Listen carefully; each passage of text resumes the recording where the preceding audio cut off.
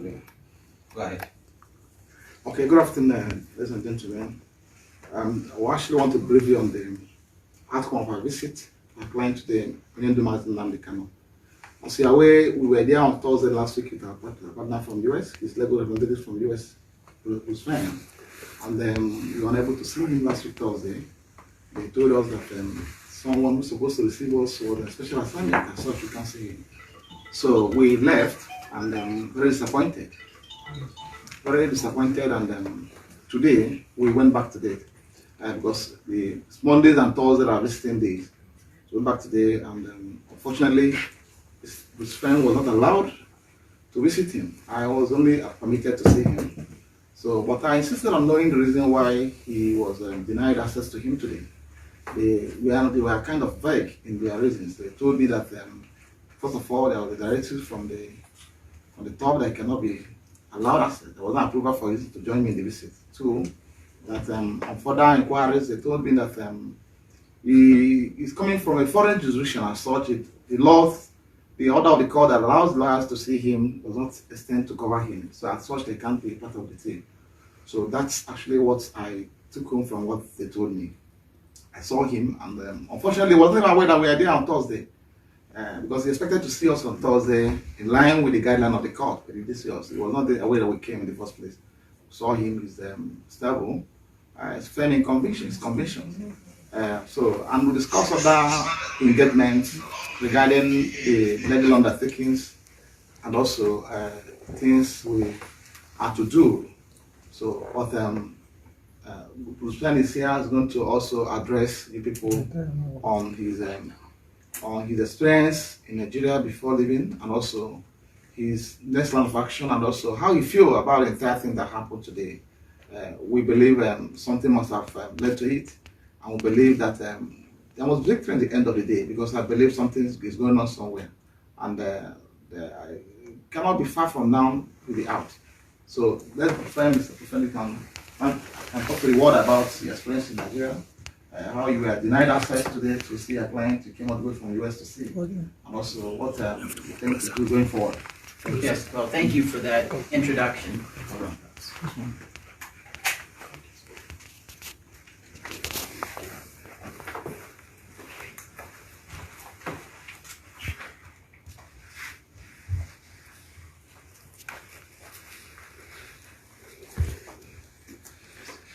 Let me first pay my respects from the United States to the Nigerian people, who I think all deserve a rule of law and opportunity to develop their faculties and pursue their ambitions. That's a fundamental human right, and Nigerians, like all other peoples, enjoy those rights. And I just want to voice my gratitude that we have people in this room and otherwise who are risking a lot in order to achieve that element of human dignity. Based upon today's meeting that Ejiofor had with Nnamdi Kanu, I am his international lawyer and international spokesperson. And I will be pursuing all international diplomatic and political platforms to see that justice is done, that fundamental norms of law are complied with. Among other institutions I plan to visit, there's an international working group on arbitrary detention that sits in Geneva. It's an arm of the United Nations Human Rights Council. There's the International Court of Justice, the International Criminal Court, that entertains accusations of crimes against humanity, violating the Genocide Convention. There's also the United Nations Security Council, which you may recall has established separate courts in instances where it's thought necessary, because domestic courts are insufficient to prosecute cases of genocide or crimes against humanity. Most the special court established to try Serbian leader Slobodan Milosevic for genocide, amongst other Serbs, relating to the Serbian War. We will also be approaching the United States Congress, which obviously has an interest in Nigeria. It's the most populous and perhaps the wealthiest country potentially in all of Africa. And it will be of major concern of the Congress of the United States that there be stable rule of law here, democracy can flourish, and that religious tolerance is accepted. You know that recently it was recommended that Nigeria be placed on the highest tier of concern by the International Commission on International Religious Freedom because of the seeming persecution of those of Christian affiliation, which includes a large majority of Biafrans. So we intend to pursue all of these legitimate platforms in the international community to make it clear that anything that transpires regarding the Nnamdi Kanu case will be fully in the sunshine. It will not be clouded. As an example of the concerns that have been raised in the proceedings so far, there are at least 4 violations of international law that are apparent. First, Nnamdi Kanu's kidnapping is a violation of international law. His torture before returning to Nigeria is a violation of international law. His extraordinary rendition, that is taken from Kenya to Nigeria without any hearing, is a violation of international law. Denying him access to his counsel is a violation of international law.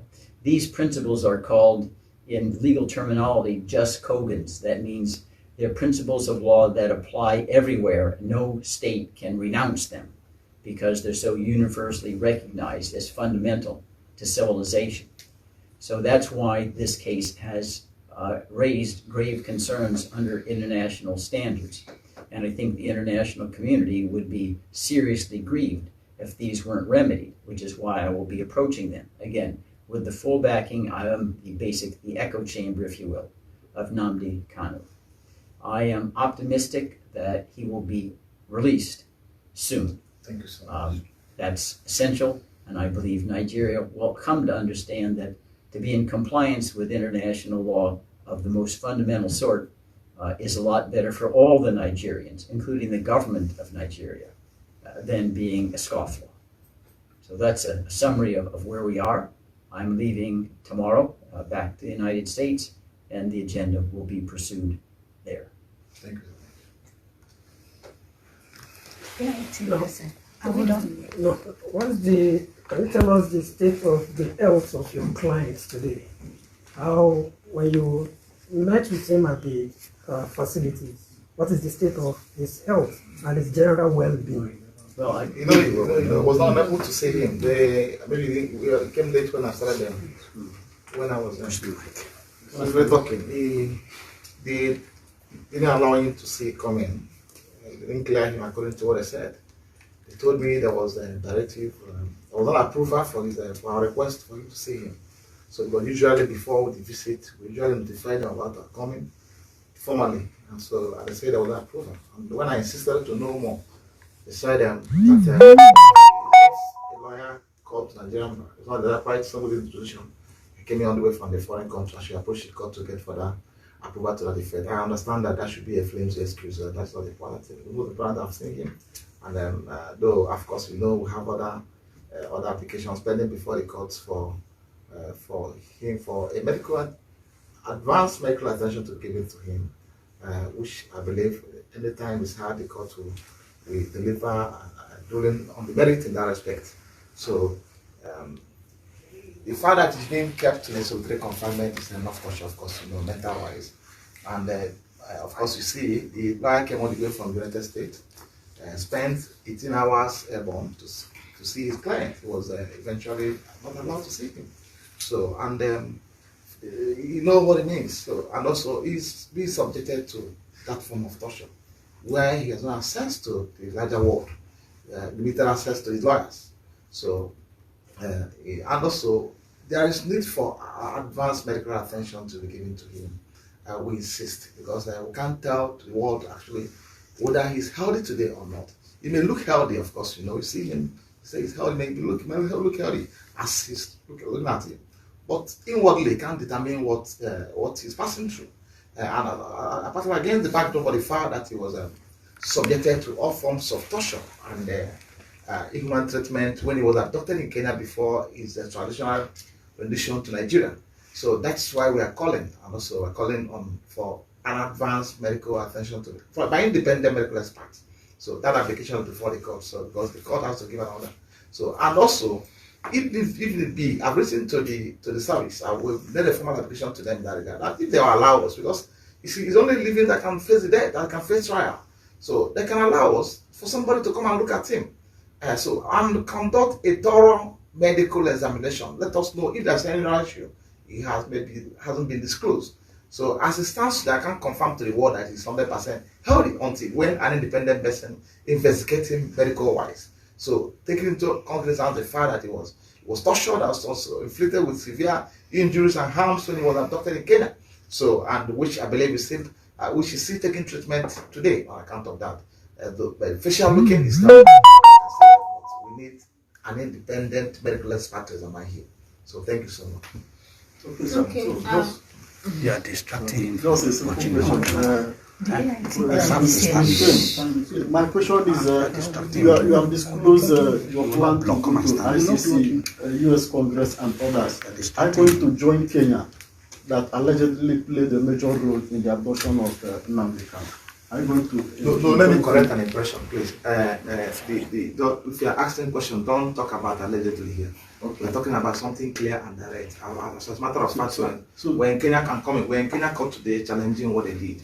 So what you are going to say is abduction, torture in Kenya is acceptable. You can now respond to the question. So don't say allegedly. Okay, sir. But the Kenya, I believe that Kenya embassy in Nigeria. They stop talking now. They can't talk again. They deny that. So I want to know if you are going to join Kenya as party in that your plan to go higher.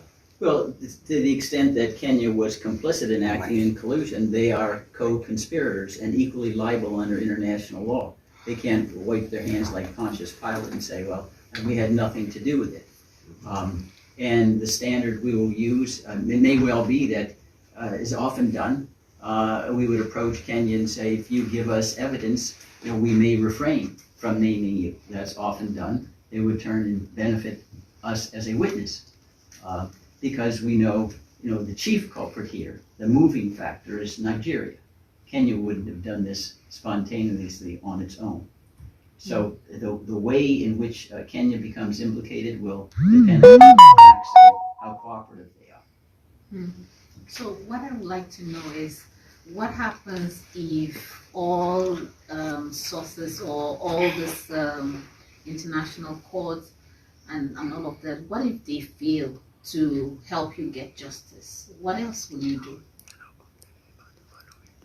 There are both judicial platforms as well as political platforms, political being Congress. The fact is, we will never cease seeking justice. There's a saying from one of our famous Thomas Jefferson that God is just and his justice will not sleep forever. So the idea that anyone could convince us that we've lost is fallacious. Different personalities come in, justices don't survive forever, politics changes. We will continue to make the case for justice because it's universal. Again, we are basing our legal theories on such fundamental principles of human rights that no nation can opt out of them. Now, there may be situations where imposing sanctions doesn't, in the short run, yield the result that you want, but you don't give up ever. Look at all of the years it was thought that apartheid would be integral in South Africa. Nelson Mandela was in prison for a long time, but then he became president. So we feel that we have the tenacity and doggedness and justice on our side that will enable us to prevail. It's just a matter of when, not if. Thank you. Thank you so much. That's the controversy. Just hold on.